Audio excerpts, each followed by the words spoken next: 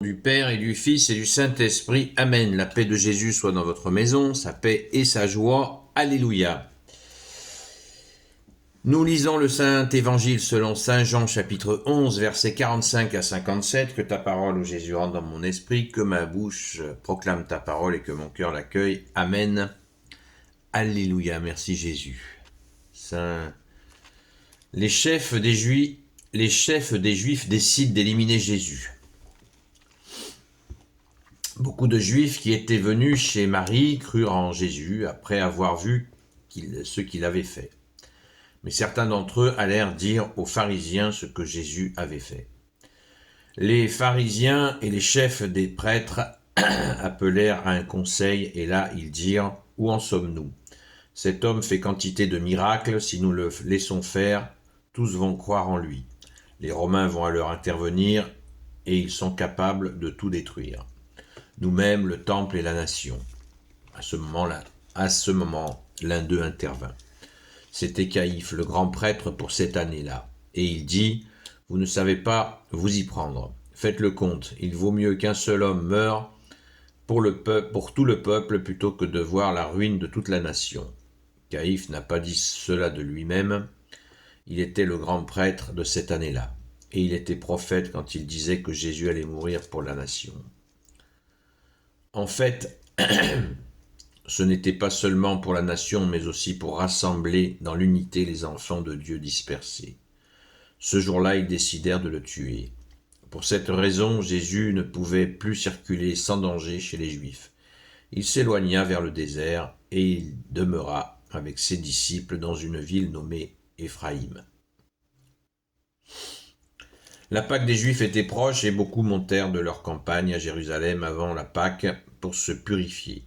Ils cherchaient Jésus et quand il se retrouvait dans le temple, ils disaient « Qu'en pensez-vous ? Êtes-vous sûr qu'il ne viendra pas à la fête ?» Pour leur part, les grands prêtres et les pharisiens avaient donné des instructions. Si quelqu'un savait où il était, il devait le dénoncer pour qu'on l'arrêtât.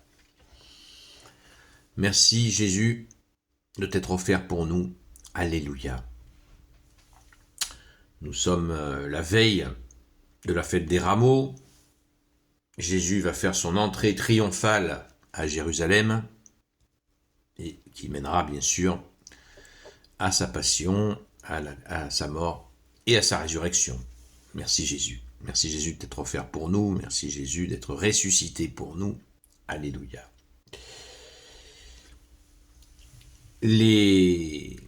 Ce projet d'arrestation, dans ce conseil, tous n'étaient pas d'accord pour assassiner Jésus. Donc il y avait Nicodème et le papa de Sainte Marie-Madeleine, Joseph de d'Arimathie, qui était assez influent aussi, mais pas assez. Et ils s'étaient opposés à ce projet. Ce n'est pas dit à ce moment-là, mais nous le savons. Et nous le savons dans une séquence d'évangile, c'est mentionné. C'est quand même les pharisiens et les chefs des prêtres appelèrent à un conseil, et là ils dirent « Où en sommes-nous ? Où en sommes-nous ? Cet homme fait quantité de miracles. Si nous le laissons faire, tous vont croire en lui. » Alors moi je me gratte la tête quand je lis ça, parce que je me dis « Attends, c'est le Messie, les Juifs attendent le Messie depuis 700 ans. Et est-ce que c'est bien leur aveuglement ? Et puis là, on nous dit que le grand prêtre prophétise qu'il mieux vaut qu'un homme périsse plutôt que la nation serait en danger si le Messie prenait toute sa place. Là, j'avoue que je comprends pas. Donc si quelqu'un comprend, qu'il me le dise. Je vais faire mon enquête, évidemment. Mais c'est toujours intéressant d'avoir la réponse. On dit que ce grand prêtre de cette année-là, Caïphe, de cette année, et il était prophète quand il disait que Jésus allait mourir pour la nation. Alors, est-ce que c'est ce grand prêtre, est-ce qu'il a dit cela d'une façon de dire ce qui est en train de se passer ? il prophétise ce qui va se passer, effectivement ce qui s'est passé, ou est-ce qu'il a, tout simplement, il est dans la suite du projet, du rejet de Jésus, il fait partie de cette équipe. On nous dit qu'il prophétise, mais il prophétise. Donc il y a quelque chose là qui est assez surprenant. Je ne manquerai pas de vous faire part de mes trouvailles, et je demanderai cela à mes amis prêtres, mais il y en a parmi vous qui aussi cherchent et trouvent. Et comme a dit Jésus, qui cherche trouve. Parce que est-ce qu'une personne qui complote pour la mort d'un autre, est-ce qu'il peut en même temps prophétiser? Ça me paraît un peu étrange, mais tout est possible, tout est possible. Et puis on sait très bien que le grand prêtre qui prend cette position donc honorifique, est-ce que c'est des fois c'est simplement des positions honorifiques? Est-ce qu'il avait vraiment autorité sur les autres? Moi j'en sais pas assez pour vous dire c'est comme si c'est comme ça. Voilà. Quand je sais, quand je sais pas, je sais pas. Là, ça m'interroge. Ô Jésus, tu es notre seul enseignant, tu ne manqueras pas de me répondre, j'en suis sûr, à travers tout ce que tu nous donnes, ô Jésus. Alléluia. Merci Jésus. Parce que il faut bien réaliser, on n'oublie pas en lisant ça que le harcèlement qu'a subi Jésus, il a bien existé. Hein. Donc il y a bien une rage anti-messie. Ils ont l'habitude de trucider les messies, les faux messies, et ça continue. Sauf que les faux messies ne faisaient pas les miracles que faisait Jésus. Donc c'est là où c'est ralent, c'est plus que ralent, c'est dramatique. Mais c'est ainsi que ça s'est passé.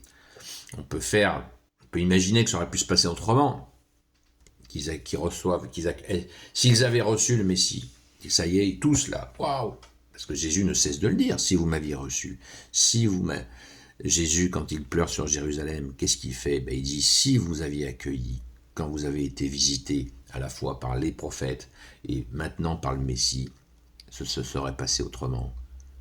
Voilà, vous comprenez, je ne suis pas en train de délirer là, hein. Parce que certains disent, oui, mais c'est ce qui était prévu, donc il faut l'accepter, c'est comme ça. Moi, c'est pas la question de ne pas l'accepter, je l'accepte évidemment, on ne peut pas refaire l'histoire, mais on ne peut pas non plus balayer d'un revers de manche ce que Jésus a dit dans l'Évangile, puisqu'il dit, il a pleuré sur Jérusalem, si tu avais accepté d'être visité par le Saint de Dieu, l'agneau de Dieu, le Sauveur, l'Emmanuel, si ces gens-là s'étaient pas réfugiés dans leur orgueil pour protéger leur intérêt, leur petit pouvoir, leur domination sur le peuple en accueillant le Messie, Jésus aurait pu, s'ils avaient eu les qualités requises de cœur que Jésus leur demandait, s'ils s'étaient convertis justement pour être sauvés, Jésus aurait pu faire descendre une armée céleste et virer l'occupant romain. On peut tout imaginer, c'est intéressant, je crois que ça s'appelle la chronie, de visiter l'histoire en imaginant autrement. Et puis on ne le fait pas par refus de ce qui s'est passé, ce qui s'est passé, c'est passé, on le fait parce que Jésus lui-même a dit, si vous ne vous convertirez, si vous ne vous convertissez pas, vous périrez, comme tous ceux que c'était dans une situation où il y avait des gens qui étaient morts dans une tour s'est écroulée, il y a eu de nombreux morts, et les apôtres ont demandé à Jésus pourquoi sont-ils tous morts, à cause de leur faute, à cause de la faute de leurs parents. Et Jésus leur dit non, vous êtes complètement à côté, ils sont morts, et si vous ne voulez pas périr vous aussi, veillez et priez, convertissez-vous, sinon vous périrez tous. Et là, il n'y a pas eu de conversion, il n'a eu que mépris, rejet par les autorités. Mais le peuple voulait Jésus, voulait le Messie. Donc si les autorités avaient accepté, s'étaient convertis et accepté le Messie, l'histoire aurait été peut-être tout autrement. Voilà, moi c'est ma réflexion, et je ne peux pas enlever ça de mon cœur, puisque quand je vois Jésus, il y a deux moments dans l'évangile où Jésus pleure, c'est sur Jérusalem, avec ce que je viens de dire, si seulement tu avais accepté d'être visité par en haut, par Dieu, que tu es Jésus, et puis par les prophètes, et puis la totale par Jésus lui-même, le Messie, si tu avais accepté, Jérusalem, d'accueillir le nouvel enseignement, la nouvelle doctrine qui vient du Père, et la façon dont la doctrine a été transmise par Jésus, qui vient du Père aussi. Jésus aurait évidemment évité un massacre par l'armée romaine, parce que Jésus surveillait justement à ce que l'armée romaine n'interprète pas les foules que Jésus soulevait comme des révoltes, afin que les gens ne soient pas massacrés par l'armée romaine. On réfléchit. C'est ce qui est merveilleux dans l'Évangile, c'est qu'il faut aussi réfléchir par nous-mêmes. Et puis dans notre foi catholique de tous les jours, réfléchissons par nous-mêmes. On accueille bien sûr ceux qui savent, mais ceux qui savent se trompent aussi. Donc il nous faut réfléchir par nous-mêmes. C'est une véritable enquête policière, l'Évangile. Parce que nous prenons plein d'informations différentes. Nous écoutons les pères de l'Église, nous écoutons qui ont donné leur vie pour faire la recherche, comprendre le sens, c'est la base. Mais il ne nous est pas interdit de réfléchir par nous-mêmes. Voilà, donc l'humanité ayant cette blessure du péché original fait qu'elle a très souvent cette habitude d'aller au drame, une spécialité humaine, le drame avec cette blessure. Et Jésus est venu justement pour arrêter le drame. Arrêter le drame. Merci Jésus. C'est merveilleux et ça fait râler, c'est pour ça que je soupire, parce que ça fait râler, parce que tant de massacres, tant de souffrances auraient pu être évitées. C'est inimaginable. Bon, ça s'est passé comme ça. Eh bien, nous, à notre niveau, on se réjouit puisque nous avons gardé Jésus, nous l'avons accueilli, nous l'accueillons dans nos cœurs. Donc si ces gens-là ne l'ont pas accueilli, nous l'accueillons. C'est ça le peuple de Dieu, la nouvelle alliance. C'est de dire, vous l'avez, c'est ce qui s'est passé. Vous l'avez refusé, nous l'accueillons. Nous l'accueillons. Et c'est le sens de la fête des rameaux demain. Demain, on va péter les plombs parce qu'on va crier Hosanna au plus haut des cieux, béni soit celui qui vient au nom du Seigneur. C'est l'entrée triomphale de Jésus à Jérusalem. Les rameaux, les palmes, le buis, les lauriers qu'on va agiter pour faire une couronne de gloire, pour dire Jésus, nous voulions t'accueillir comme un roi que tu es, comme le roi que tu es, le roi des rois, le Seigneur des seigneurs, l'agneau de Dieu. Nous t'accueillons. Nous n'avons jamais voulu cette crucifixion. Et nous t'accueillons dans ta gloire. Voilà. Et Jésus a été glorifié d'une autre manière. Ça a été dit dans les Écritures, ça a été annoncé que Jésus allait être élevé. Il semblerait que, il semblerait, le Père, le Fils et le Saint-Esprit connaissent l'homme. Mais nous réjouissons de ton entrée triomphale et nous portons dans nos maisons ce morceau de ta couronne de gloire. C'est les rameaux. Merci Jésus. Alléluia. Gloire soit au Père et au Fils et au Saint-Esprit, maintenant et toujours et pour l'éternité. Amen. Ô Jésus, toi qui peux tout et qui porte tout, toi le Sauveur, toi l'Emmanuel, je te confie toutes celles et ceux qui regarderont cette vidéo ainsi que leurs proches, selon ta seule volonté, ô Jésus. Sainte Marie, Reine des cieux, toi l'Immaculée Conception, toi qui écrases le serpent, toi qui es la lune sous tes pas, toi notre Mère, Notre-Dame. Saint Joseph, toi le juste et le saint, toi le sage, toi la terreur des démons, toi le saint gardien de la Sainte Église catholique et apostolique, Sainte Marie-Madeleine, notre chère Sainte Patronne, et vous, tous les saints et saintes amis de Jésus. Saint Michel Archange, Saint Gabriel Archange, Saint Raphaël Archange, et vous, tous les anges qui te servent, ô Jésus, je vous confie toutes celles et ceux qui regarderont cette vidéo, ainsi que leurs proches, selon ta seule volonté, ô Jésus. La paix de Jésus soit dans votre maison. Ce soir, on se retrouve à 20h à la grâce de Jésus, sur la chaîne Seul Jésus Sauve, sur TikTok. Comme je vous le disais hier, prions, prions, prions pour nos frères et sœurs qui vont être baptisés la semaine prochaine à la veillée pascale. Plus de 50% d'augmentation de baptême. L'année dernière, c'était 32%. Ça ne cesse d'augmenter, vous voyez. C'est extraordinaire. À mon humble avis, c'est la prophétie de Marthe Robin qui est en train de se mettre en place. Loué sois-tu, Jésus. Merci, Jésus. Merci.